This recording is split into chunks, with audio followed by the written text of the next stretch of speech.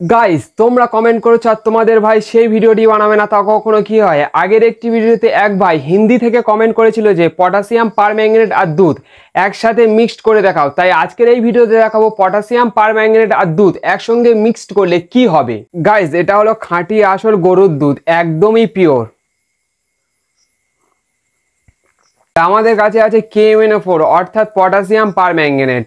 মানে এটি একটি শক্তিশালী অক্সিডাইজার, মানে নিজে থেকে আগুন জ্বালাতেই পারে। এই ভিডিওটি কখনো বাড়িতে ট্রাই করার চেষ্টা করবে না, কারণ এই ভিডিওটি প্রচুর ডেঞ্জারাস হতে পারে। তোমরা কোন এক্সপেরিমেন্ট ভিডিও দেখতে চাও কমেন্টে বলো, তোমাদের ভাই 100% গ্যারান্টি দিচ্ছে যতই রিস্ক হোক সেই ভিডিওটি বানিয়ে দেখাবে, আরো সায়েন্সকে মজাদার করে তুলবে।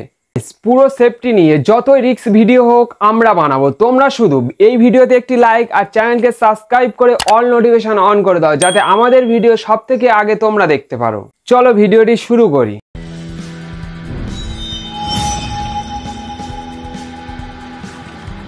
1 2 3।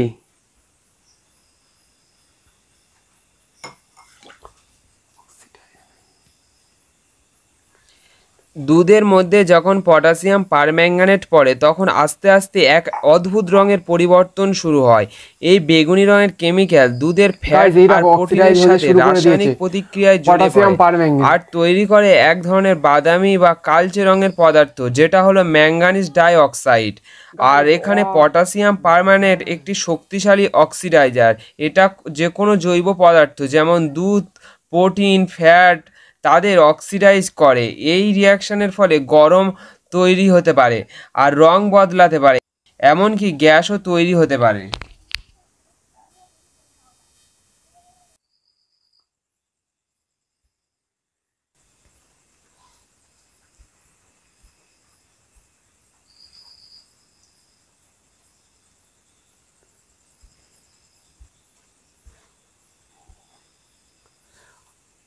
গাইজ এখান থেকে অনেক গরম হাওয়া উঠছে।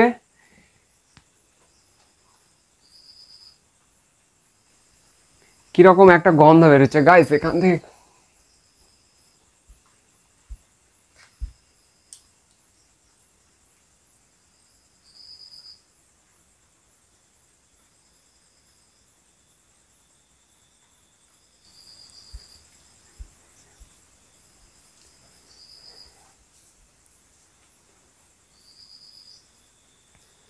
গাইস পটাশিয়াম পারম্যাঙ্গানেট একটি শক্তিশালী অক্সিডাইজার। আর আর দুধে থাকে প্রোটিন, ফ্যাট।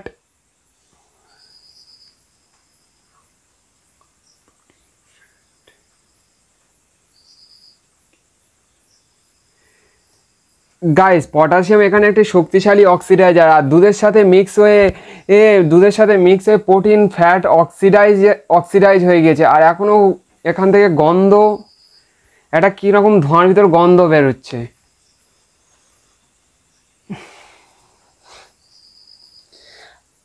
গন্ধ একটা স্মেল আসছে এখনো এর থেকে।